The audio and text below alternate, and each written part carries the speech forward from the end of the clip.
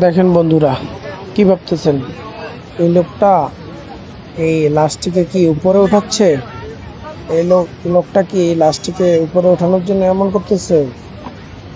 ঠিক তা না। আপনারা পুরো ভিডিও দেখলে অবশ্যই বুঝতে পারবেন। দেখুন কি হয়।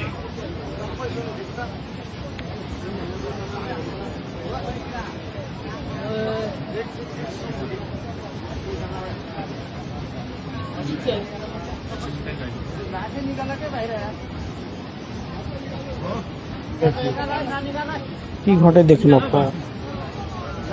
লাশটিকে টেনে হিঁচড়ে সবাই ভাবতেছে যে এই লাশটিকে উঠানোর জন্য এই লোকেরা কাজ করতেছে। আসলে তা না।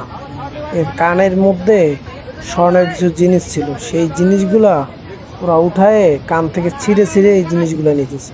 কত বড় কুলাঙ্গার, কত বড় বেয়াদব শালা, কত বড় নিকৃষ্ট প্রকৃতির মানুষ হলে এরকম কাজ করতে পারে ভাবেন। নেপালের মানুষজন আসলে ভাবতেছেন যে মানুষের উপকারের জন্য এরা কোনো কাজ করে না, এরা শালা সবসময় নিজের স্বার্থ। এই শালা কুলাঙ্গারদেরকে কি করা দরকার অবশ্যই কমেন্টের মাধ্যমে জানাবেন। ভিডিওটি বেশি বেশি করে শেয়ার করে দিবেন, পেজটি ফলো করে দিবেন, আর এই বেয়াদবকে দেখানোর সুযোগ করে দিবেন পুরো বিশ্ব যেন এই বেয়াদবকে দেখে, এই বেয়াদবের কর্মকাণ্ড দেখে।